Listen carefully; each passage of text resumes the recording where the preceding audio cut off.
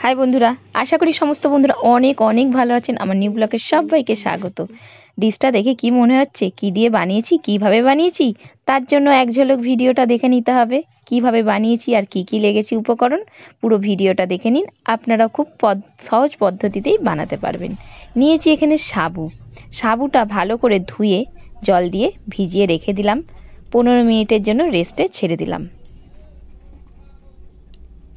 ছোট দানার সাবু নেবেন, আমি ছোট দানার সাবু নিয়েছি। এরপর 1 চামচ ঘি দিয়ে দিলাম কড়াতে। হাফ বাটি সুজি নিয়েছি, সুজিটা ঘিয়ের মধ্যে ভেজে নেব যতক্ষণ না সুজির গন্ধটা কাটছে, খুব গ্যাসটাকে আস্তে করে নিয়ে। খুব লালচে কড়া করে ভাজার দরকার নেই।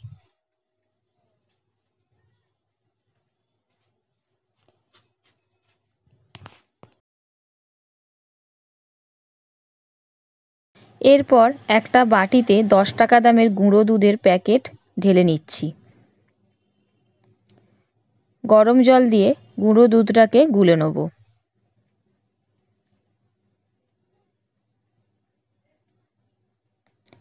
যতটা সুজি নিয়েছিলাম ততটাই জলও দেব, দিয়ে গুঁড়ো দুধটাকে গুলে নেব।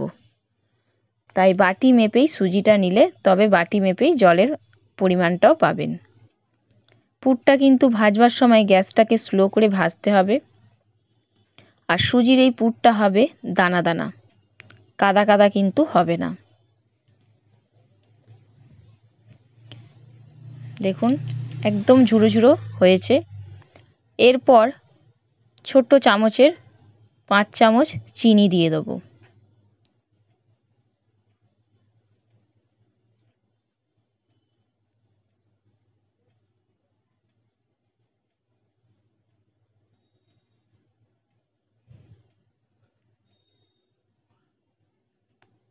আর এই পুরটা গুঁড়ো দুধ দিয়েই ভাজলে খেতে ভালো লাগবে। লিকুইড দুধ দিয়ে এই পুরটা ভাজলে খেতে ভালো লাগবে না।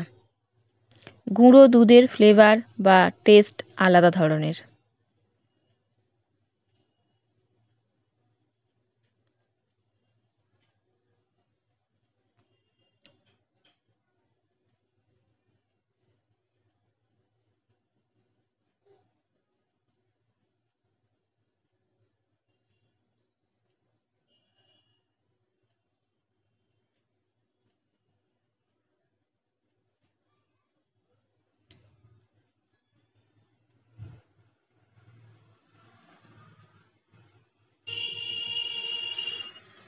কতটা ঝুড়ো ঝুড়ো হয়েছে বুঝতেই পাচ্ছেন।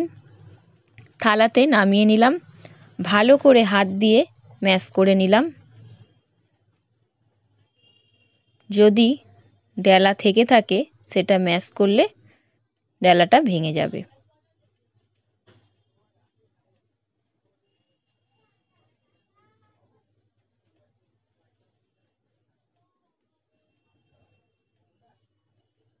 পুরটা রেখে দিলাম সাইডে।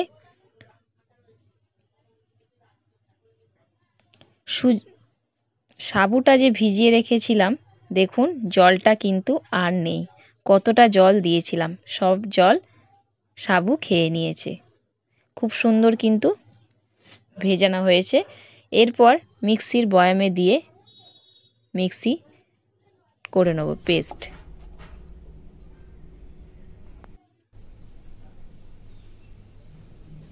দেখুন পেস্টটা দেখে মনে হচ্ছে একটা ড্রো।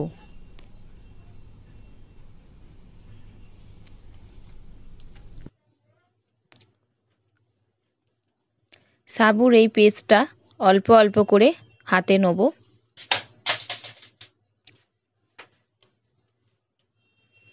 বাটির মতন করে নেব, নিয়ে সুজির পুর দিয়ে দেবো।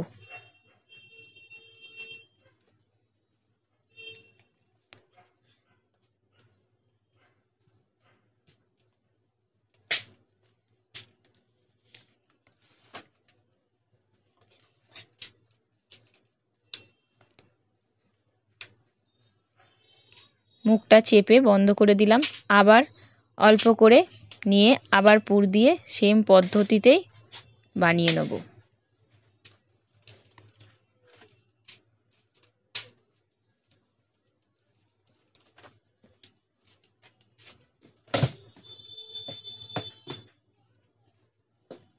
প্রত্যেকটা এভাবে বানিয়ে ফেললাম। নতুন কোনো বন্ধু আমার চ্যানেলে আসলে চ্যানেলটিকে সাবস্ক্রাইব করবেন অনুরোধ করছি। এই ছোট্ট চ্যানেলটার পাশে থাকবেন।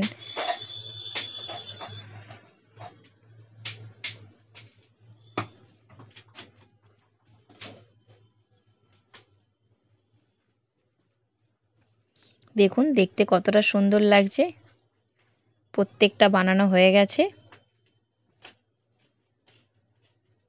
কড়াটা পরিষ্কার করে ধুয়ে বসিয়ে দিয়েছি। এরপর 2 বাটি দুধ দিয়ে দেবো কড়ার মধ্যে।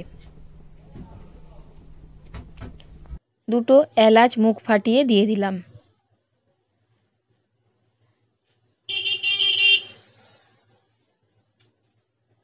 দুধটা গরম করতে করতে অনেকটাই কিন্তু গাঢ় হয়ে গেছে। দুধ টকবক করে পুরো ফুটছে।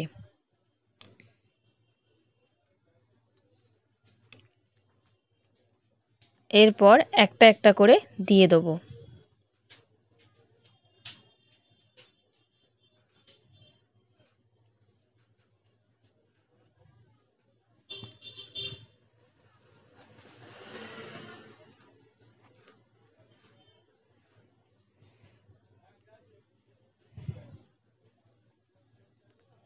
দশ মিনিট এভাবে ফুটবে। তারপরে 1 বাটি চিনি দিয়ে দেবো।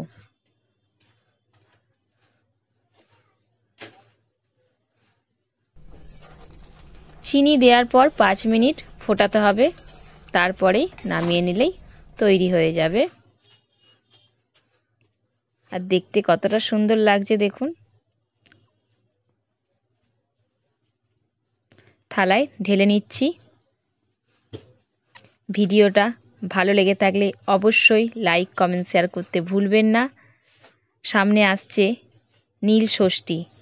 উপোসের দিন এই রেসিপিটা অবশ্যই বানিয়ে খাবেন। সুজির পুরটা অল্প করে বেঁচেছিল, সেটা ওপরে ছড়িয়ে দিলাম। ভিডিওটা ভালো লেগে থাকলে অবশ্যই এই ছোট্ট চ্যানেলটির পাশে থাকবেন। আপনাদের অনেক অনেক ভালোবাসা আমি পেতে চাই। পরের ব্লগে দেখা হবে। বাই। সুস্থ থাকবেন, সবল থাকবেন।